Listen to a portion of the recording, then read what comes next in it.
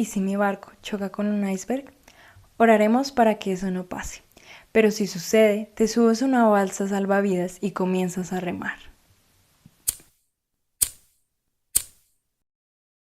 Bienvenidos a la Biblioteca de Vela, donde cada página es un tesoro. En este video vamos a abordar la primera parte de la biología de El legado de Marta, haciendo enfoque pues en el primer libro, que es La esperanza de su madre, escrito por Francine Rivers.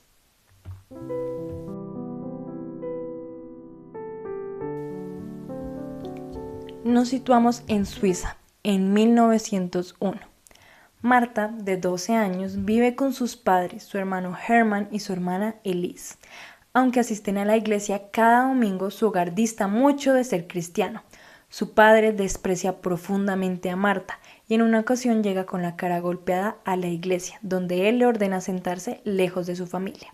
Marta encuentra consuelo en Rosie Gilgan, su mejor amiga, que vive en un hogar unido y amoroso. Esto contrasta con la difícil situación de Marta, quien se pregunta cómo puede ser Dios, como su padre, severo y cruel, o como su madre, compasiva y amorosa. Su último castigo fue por sacar buenas notas, lo que humilla a su hermano. La ira de su padre la deja inconsciente, mientras su madre intenta consolarla. Rosie sueña con un futuro gracias al hotel de su familia, mientras Marta, con tan solo 12 años, sabe que no podrá seguir estudiando. Su destino es trabajar para aportar al hogar. Su padre no tarda en conseguirle 4 trabajos, en una panadería, como niñera, recolectando miel y en el hotel de los Gilgan. Sin embargo, todo el dinero y los pagos en especie van directamente a su padre, quien considera que el techo y la comida que le da son suficientes. La madre de Marta, Ana, está enferma y trabaja como costurera para mantener a su familia. Elise, por su parte, es hermosa, pero tiene problemas de aprendizaje y no ayuda en las tareas del hogar, lo que lleva a Marta a orar porque encuentre un esposo rico que la mantenga. En el hotel de los Gilgan, Marta vive jornadas agotadoras que la dejan las manos llenas de ampollas. Y es durante un descanso que Rosie habla de Arik, el chico que le gusta, mientras Marta reflexiona sobre su propio futuro. Sueña con ser más que una costurera o una criada. Mientras tanto, su padre sigue gastando el poco dinero que tienen en cerveza, dejando a su familia luchando por sobrevivir.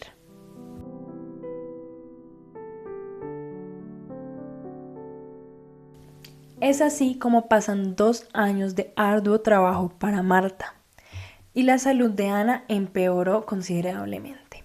Marta se frustraba al ver que su esfuerzo financiaba la educación de Hermann, su hermano, quien no mostraba interés por aprender. Su madre intentó consolarla diciendo: Dios tiene planes para ti. Pero Marta expresó su deseo de aprender idiomas para cumplir su sueño de tener una casa de huéspedes. Ana la animó, asegurándole que sus trabajos actuales la preparaban para ese objetivo y que Dios usaba toda circunstancia para bien. Tiempo después, su padre decidió enviarla a una escuela en Berna, dirigida por un supuesto conde y una condesa, con la condición de que trabajara para devolver el dinero de la matrícula y los libros. Elise, triste por la partida de su hermana Marta, prometió orar por ella, mientras la familia Gilgan le dio dinero y Rosie un cuaderno para que utilizara a manera de diario. Con esperanza e incertidumbre, Marta partió sola, dejando atrás a Elise. Ana le aseguró que estaría orando por ella. Al llegar a Berna, Marta encontró la escuela, una mansión lujosa de 4 pisos, y le informaron que tendría el domingo libre y que las clases comenzarían al día siguiente. El primer día, la condesa dio un discurso resaltando que solo eligieron a las mejores y mencionó que al tercer mes confeccionarían sus uniformes para recibirlos al graduarse. Luego llamó a Marta en privado y, al saber que sus padres eran costurera y sastre, le pidió que hiciera los uniformes de las demás chicas. Marta acepta, bajo la condición de que se le pagara a ella, llegando a un acuerdo. Antes de terminar, la condesa comenta: eres diferente a las otras chicas, seguramente no terminarás siendo una criada. Marta comenzó a sospechar que el conde y la condesa no eran quienes decían ser. Le escribió a Rosie sobre sus dudas, los acentos cambiantes, las fiestas donde las alumnas limpiaban como parte de las clases y la ausencia de los libros. Todo indicaba que la escuela era una fachada para lucrar. Durante 6 meses, Marta se mantuvo en contacto con Rosie y su madre. Al graduarse recibió su diploma y una carta de recomendación, y es antes de llegar al pueblo que visita la vacante en Scotstoun, pero rechaza la oferta por el bajo salario. En casa, Elise la recibió feliz, mientras su madre estaba aún más enferma. Su padre indiferente le exigió buscar trabajo para devolver el dinero de la matrícula y los libros. Marta guarda silencio respecto al engaño con los libros y reservó el dinero que ganó haciendo los uniformes. Pero al ver la condición de su madre, le dio en secreto ese dinero para una consulta médica. Marta encontró trabajo en la cocina de un hotel. Al principio todo iba bien, pero la jefa Fisher pronto le asignó tareas más pesadas. Marta aprendió las recetas del hotel y las preparaba en casa donde su familia las disfrutaba, aunque su padre no lo admitiera. Le contó a Rosie que anotaba las recetas en el cuaderno que ella le dio, soñando un día con abrir su casa de huéspedes. Y es gracias al padre de Rosie que Marta fue recomendada para trabajar en un hotel en Interlaken. Cuando Marta le cuenta a su madre sobre el nuevo trabajo, ella se alegra, aunque siente nostalgia por su enfermedad y la partida de su hija. Le recuerda cómo el padre de Marta la llamó en una ocasión fea, pero añade que realmente tiene los ojos de su abuela, quien tampoco soportaba a su padre. Marta comenta que su madre debería haberlo evitado, pero ella responde que valió la pena por sus hijos. Antes de despedirse le aconseja buscar refugio en Jesús y la compara con un águila destinada a volar sola, advirtiéndole que no regrese porque su padre no la dejará ir otra vez. Un año después, Marta trabaja con el chef Brennholz, quien se convierte como en un tipo de figura paterna para ella. Un día recibe una carta de su madre sobre cómo Elise no soportó la escuela para señoritas del hogar, perdiendo la inversión hecha. Y más tarde, otra carta trae buenas noticias, en las que dice que Elise consiguió trabajo con una familia adinerada. Sin embargo, una tercera carta de Elise revela que su jefe la acosa, no le paga y tanto él como su hijo se aprovechan de ella. De modo que Marta deja todo atrás para rescatar a su hermana Elise. Al llegar, la encuentra emocionada, pero la cocinera revela que la señora golpea a Elise y que tanto el esposo como el hijo son peores, ya que se aprovechan de su inocencia. En un acto valiente, Marta enfrenta a la señora y exige el salario de Elise. Tras un enfrentamiento tenso, logra obtener el dinero, no sin antes devolverle un golpe. Al regresar a casa, el padre de Marta solo discutió con ella y se negó a escuchar la historia. Para evitar problemas, Marta pasó la noche con Rosie, quien prometió ofrecer su amistad a su hermana Elise. Marta culpó a su madre por sobreproteger a su hermana y le aseguró a Rosie que si tenía una hija le criaría fuerte. Esa noche ella oró para calmar su ira y al amanecer se fue al trabajo sin despedirse. Tiempo después recibió una carta de Rosie informándole que Elise estaba escondida. Marta habló con el chef Warner, quien le recordó que con 16 años aún tenía tiempo para construir su vida, de modo que más tarde Marta partió hacia Montreux, donde encontró trabajo en un comedor comunitario. Aunque la paga era baja y las condiciones deplorables, ella sugirió mejoras que de hecho desataron una discusión con la dueña, llevándola a renunciar. Mientras lloraba por quedarse sin empleo, un hombre le indicó que buscaba de hecho una criada en una casa cercana. Marta llegó al lugar y fue recibida calurosamente por la mujer Solange, la dueña, quien necesitaba ayuda inmediata para servir la cena. Solange le explicó que vivían 12 hombres en la casa, pero que solían organizar reuniones aún más grandes. Acordaron que Solange ayudaría a Marta a aprender francés y que Marta trabajaría ahí. De modo que Marta, emocionada, escribió a Rosie y envió a su madre la ubicación de su nuevo trabajo. Ana respondió diciéndole que si llegaba a fallecer, Elise viviría con su prima Felda. Le pidió que no se preocupara y que siguiera adelante, asegurándole su amor y bendición. Preocupada por su hermana y por su madre, Marta escribió nuevamente a Rosie, quien confirmó que su madre estaba muy enferma. Elise seguía desaparecida y su padre y hermano planeaban irse del pueblo. Ante el invierno y el próximo parto de Solange, quien se encontraba esperando un hijo, Marta pidió a Dios misericordia. Una noche, los gritos de Herve, el esposo de Solange, la despertaron. El bebé estaba por nacer. Aunque Marta envió a Herve por una partera, esta no llegó a tiempo y Marta asistió el parto sola. El bebé nació sano y Marta observó con amargura la felicidad de Herb y Solange, recordando cómo su padre la había llamado fea, asegurando que ningún hombre la miraría.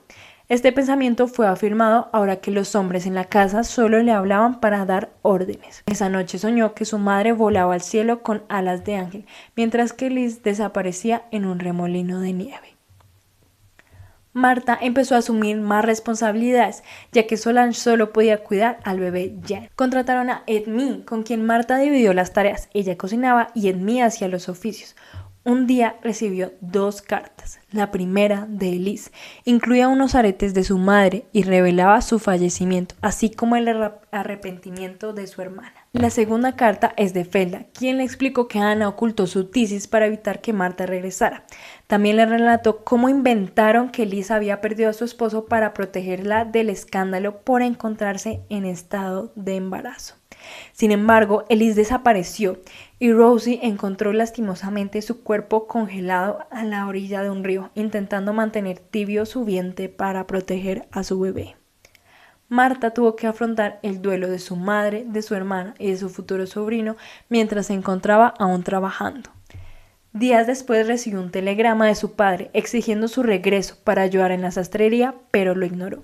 Tiempo después decidió marcharse aún más lejos, dejando a Edmí preparada para su labor. Solange y Herb la despidieron con tristeza y Marta tomó un tren hacia París. Ya en 1906, París la agobió y sin trabajo partió a Londres. Allí se hospedó en un hogar suizo para señoritas, pero la contaminación afectó su salud. Consiguió empleo en una casa suiza, aunque deseaba aprender inglés. Tras un mes, su estado empeoró y fue despedida para evitar contagios. Un doctor le recomendó regresar a Suiza, pero Marta se negó y aceptó descansar un mes. Mientras se recuperaba en el hogar suizo, soñaba con su madre animándola a volar lejos y vivir, aunque también tenía pesadillas en las que Liz le pedía ayuda desesperadamente. Resignada escribió a Rosie afirmando que nunca volvería a Suiza, pidiendo perdón por fallar como hermana y agradeciéndole por cuidar de su madre y de su hermana Liz. Decidida a no rendirse, comenzó a fortalecerse día a día. Finalmente recibió una carta de Rosie, disculpándose por no haber estado más pendiente de Liz, expresándole su amor y cuánto la extrañaba. Marta preguntó por el entierro de Liz, sabiendo que por ser suicidio no podría estar junto a su madre. Ya recuperada, retomó la búsqueda de trabajo, decidida encontrar una casa inglesa para poder aprender el idioma. Marta finalmente llega a una gran casa, la casa de Lady Daisy, una anciana amable, aunque su hija Millicent bastante distante. Contratada como parte del personal, descubre que Lady Daisy trataba a sus empleados como familia. Durante su estadía, Marta escuchó historias sobre Clive, el difunto esposo de Daisy, y se hizo amiga de ella, compartiendo profundas conversaciones y aprendiendo al tiempo inglés. Daisy incluso le permitió leer libros de su biblioteca y reveló su amor eterno por su esposo y la difícil relación que lleva con su hija Millicent, quien viaja constantemente en busca de un esposo, aunque siempre regresa decepcionada. A pesar de la bondad de Lady Daisy, el personal despreciaba a Millicent por su trato distante. Tras 6 meses, Marta había aprendido suficiente inglés, y es que durante este tiempo Millicent también peleó con su madre por su cercanía con los criados, considerando esto algo inapropiado. Marta finalmente recibió una carta de su amiga Rosie, anunciando su matrimonio con Arik y la llegada de un bebé. Aunque se alegró por su amiga, también sintió envidia y reflexionó sobre el amor, considerándolo una espada de 2 filos.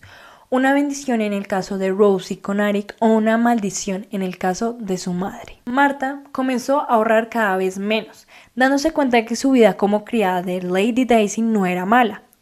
Llegó una nueva compañera italiana al personal y acordaron que Marta le enseñaría inglés mientras ella aprendía italiano. Las cartas de Rosie aún así seguían llegando con noticias de su esposo Arik y sus hijos, llenas de felicidad que Marta recibía con una mezcla de alegría y tristeza, sintiéndose frustrada por no encontrar su propio camino en el amor. Con los años, Rosie reveló que el padre de Marta se había casado poco después de la muerte de su madre, un secreto que había guardado por temor a lastimarla. Saber que su madre fue reemplazada tan rápido llenó a Marta de dolor y resentimiento. y es en sus conversaciones con Lady Daisy que ésta la animó a abrirse al amor, recordándole que la falta de amor había amargado a su hija Millicent. Le confesó que de hecho su hija rechazó un hombre extraordinario en su juventud por falta de estatus, y años después lo vio casado y trabajando en el Parlamento, una lección sobre cómo las malas decisiones marcan la vida. Lady Daisy también le revela que no es realmente ninguna dama, sino alguien con un pasado complejo que su hija usaba para atormentarla. Aunque Marta aseguraba estar satisfecha con su trabajo, Daisy la instó a perseguir sus sueños y no conformarse.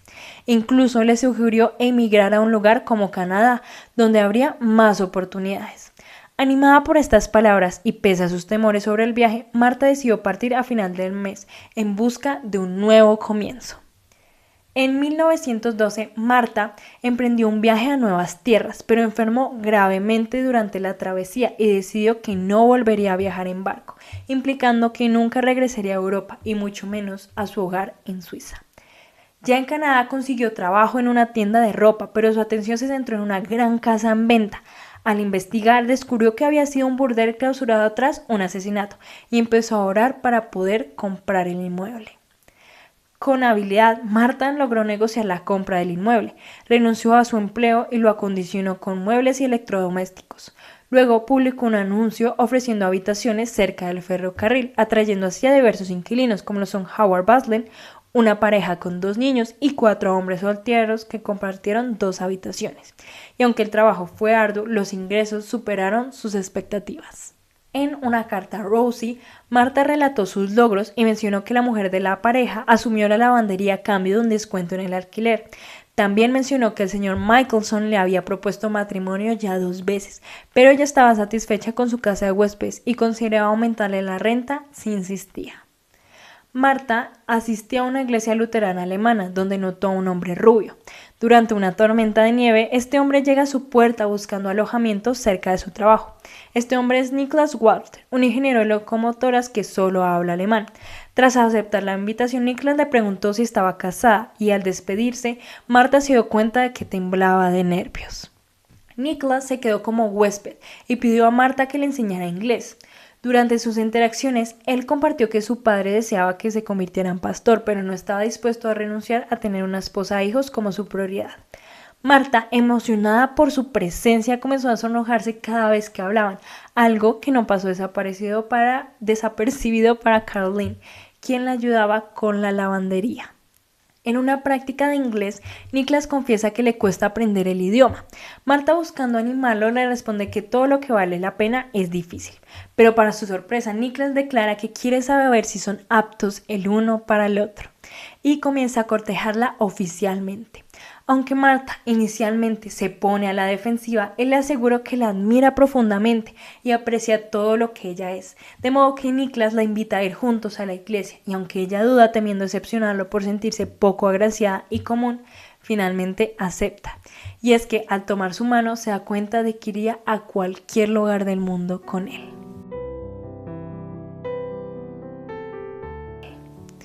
En 1913, Marta escribe a Rosie para contarle que se ha casado con Niklas, algo que nunca creyó posible. A pesar de su felicidad, confiesa sentir temor por la rapidez del compromiso, ya que solo salieron 3 meses antes de casarse. Además, aún no le ha contado a Niklas detalles importantes de su vida, incluido lo ocurrido con su hermana. En 1914, las dificultades comienzan a llegar, el trabajo de Niklas en los talleres del ferrocarril se vuelve incierto y finalmente se anuncia su cierre. Además, los rumores de guerra generan hostilidad hacia Niklas por ser alemán. Marta, buscando ayuda, le propone trabajar juntos en la casa de huéspedes, pero Niklas se siente humillado al no poder mantener a su esposa y dolido porque ella parece manejar todo perfectamente sin él. Marta intenta explicarle que no podrá hacerlo todo sola cuando llegue el bebé, pero Niklas se resiste a depender de ella. Ante la falta de opciones en su sector y los prejuicios por su nacionalidad, Niklas decide mudarse a Manitoba para cultivar trigo. Le pide a Marta que lo acompañe y venda la casa de huéspedes, pero esto desata una pelea. Marta no quiere abandonar el proyecto que ha construido con tanto esfuerzo, lo que lleva a Niklas a sentirse poco valorado. Él le confiesa que siempre quiso ser agricultor, algo que nunca había mencionado, lo que aumenta la sensación de Marta de estar casada con un desconocido. Finalmente, Niklas dice que partirá en 2 días y que deberá decidir entre quedarse con su sueño o arriesgarlo todo para seguirlo a él. Marta, incapaz de tomar decisión, deja que Niklas se marche. Días después le escribió a Rosie contándole que su esposo se fue hace ya 3 semanas y que no ha sabido nada de él desde entonces. La separación la sume en una profunda tristeza, sintiéndose sola y desesperanzada. Marta trabajaba arduamente cada día, hasta que un día el reverendo de la iglesia le comentó que Niklas había escrito y le alentó a confiar en los planes de Dios para ambos, recordándole que no le dio un corazón temeroso. Esa noche Marta soñó que Niklas le pedía que lo acompañara. Poco después recibió una carta de su esposo, quien le contaba que un hombre llamado Robert Matson le había confiado 40 acres de tierra con animales y semillas, bajo el acuerdo de repartir las ganancias de cada cosecha. Niklas terminaba la carta pidiéndole que se uniera a él, ya que la extrañaba profundamente. Marta leyó la carta entre lágrimas, llena de temor, pero deseosa de reunirse con su esposo. Días después estallaron varios conflictos que desencadenaron la guerra. En ese tiempo, Marta recibió una carta de Rosie, quien le expresaba su miedo por la situación en Europa. Rosie, aunque protegida por las montañas de Suiza, le aconsejaba dejar la casa de huéspedes y seguir a Niklas, recordándole que nunca sería feliz si permanecía lejos del hombre que ella ama. Marta continúa debatiéndose internamente, dividida entre el deseo de estar con Niklas y las preocupaciones por su bebé. Sabía que el lugar donde Niklas vivía estaba muy aislado y temía las complicaciones del parto. Finalmente decidió escribirle disculpándose por ser tan obstinada y confesándole su miedo tanto por el parto como por dejar la casa y la posibilidad de que Matson se aprovechara de su trabajo. Niklas respondió agradeciendo la carta, asegurándole que había estado orando por ella y recordándole que Dios cuida de ambos. Le pidió que permaneciera en Montreal hasta que naciera el bebé y que luego, cuando se sintiera lista, él la esperaría con los brazos abiertos. Aunque Marta entendió por la carta que Niklas no tenía un contrato formal, las palabras de su esposo junto con las patadas de su bebé la llevaron a tomar una decisión. Prepararía a Caroline para administrar la casa y partiría a reunirse con Niklas. En 1915, Marta se reúne con Niklas y le presenta a su primer hijo Bernhard, quien nació con la ayuda de Caroline. Pasaron la noche en el pueblo y partieron al día siguiente hacia los sembrados. Niklas le confesó que temía que nunca viniera a su encuentro, pero Marta le explicó que la vida en Montreal no tenía sentido sin él. Al llegar al campo, Marta observó problemas en el cuidado de los animales y el frío extremo que dificultaba la vida. Compró libros sobre agricultura y animales para poder ayudar. Niklas trabajaba en el campo mientras Marta se encargaba de los animales.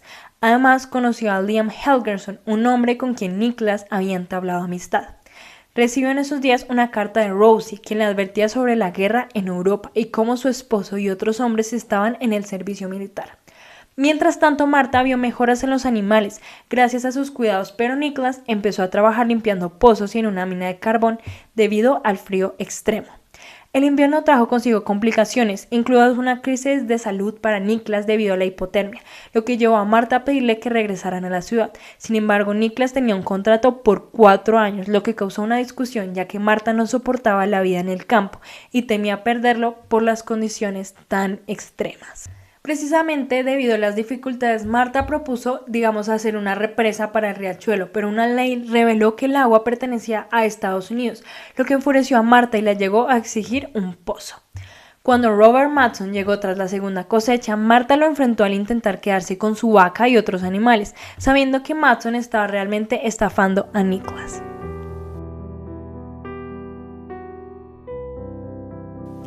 En 1917, Marta da a luz a su hija en casa de manera prematura con solo la compañía de su hijo Bernhard a su lado. Al principio la niña no respiraba, pero gracias a la oración y esfuerzo de Marta sobrevivió.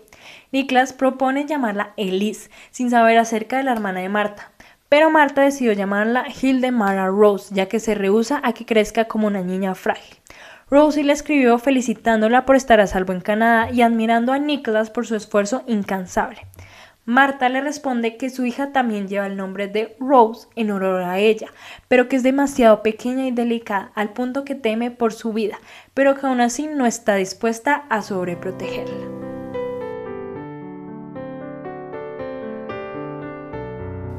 En 1918, al finalizar el contrato de Niklas, él perdió realmente todo su tiempo de trabajo, lo que provocó otra discusión.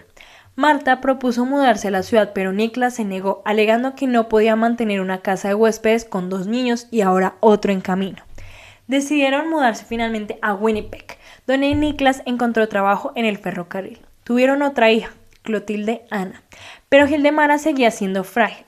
Con el tiempo, Niklas consideró regresar al campo, esta vez a California, pero decidió que se iría sin consultar a su esposa.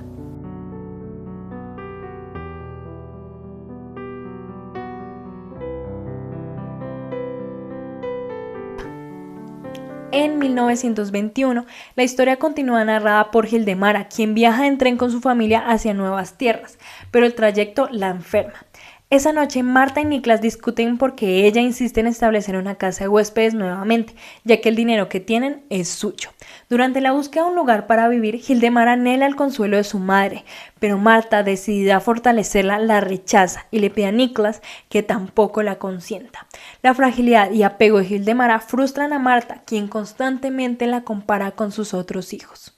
Mientras Niklas busca trabajo de manera diaria, la familia vive en una carpa. Ya en Navidad, unas mujeres caritativas les llevan una cena y regalos. Entre ellos, Hildemara encuentra una muñeca que desea, pero su hermana se la apropia rápidamente. Marta solo reprende a Hildemara diciendo que aprenda a expresarse con valentía. Marta insistía en enviar los niños a la escuela, mas sin embargo su carácter se volvió cada vez más irritable, causando frecuentes discusiones en la familia. En 1922, Hildemara enfrentó su primer día de clases llena de temor, agravado porque Marta les pidió que caminaran solos para fomentar su independencia. Bernhard rápidamente hizo amigos, pero la timidez de Hildemara la aisló y generó burlas, lo que llevó a su hermano a protegerla. Las cosas empeoraron cuando la profesora Ramson, marcada por actitudes xenófobas, trató mal a Hildemara, creyéndola alemana. Durante un incidente humillante, una compañera llamada Elizabeth Kinney salió en su defensa y le ofreció su amistad. Elizabeth explicó que la profesora tenía rencor hacia los alemanes porque su hermano murió en la guerra, culpando también a Hildemara por su ascendencia. Hildemara, sin embargo, no entendía cómo todos admiraban a su hermano Bernhard, considerando que sus cualidades destacadas provenían precisamente de su herencia alemana. Marta, al ver las dificultades de su hija Hildemara, le aconseja buscar una amiga que marque la diferencia como lo fue Rosie para ella. Y es una noche que Niklas les lee a los niños el Sermón del Monte, donde a Hildemara le impacta la enseñanza de orar por quienes los persiguen. Niklas la anima a seguir este consejo, pero Marta se opone, advirtiéndole que no permita que otros la maltraten, ya que podría acabar clavada en una cruz.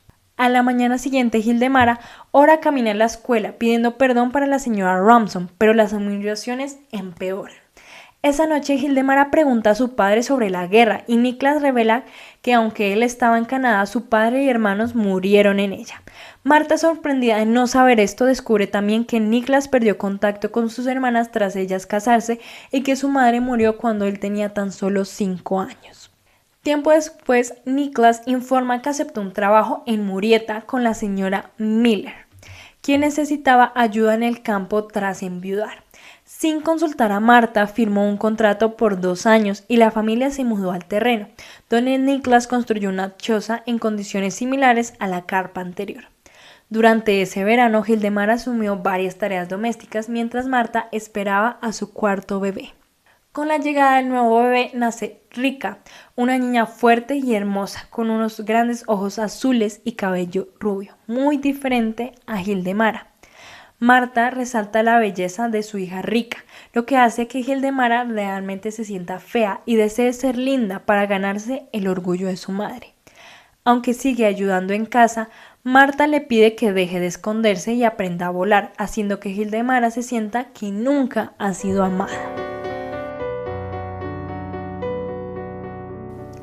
Tras un año de trabajo, Niklas apenas gana dinero, lo que lleva a Marta a ofrecer el capital de su antigua casa de huéspedes para finalmente comprar un hogar propio.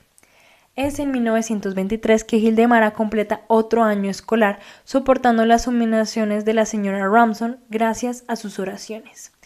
Al siguiente curso, Clotilde, su hermana, comienza la escuela y en el primer incidente defiende a su hermana pateando a la maestra. De esta manera, el director visita a los Walter para informar acerca de lo ocurrido. Marta, en lugar de regañar a Clotilde, se siente orgullosa de que una de sus hijas sepa defenderse. Y es más tarde que Nicholas le da la noticia a Hildemara de que la profesora Ransom ha renunciado. Y aunque Hildemara se siente triste porque sus oraciones no parecieron funcionar, Nicholas le explica que la cambiaron a ella, dándole la capacidad de amar incluso a sus enemigos. En 1924, Marta y Nicholas logran comprar un terreno propio con ayuda del banco y tras una discusión con la señora Miller se mudan a su nueva propiedad y es así que Marta ya tiene un plan de administración.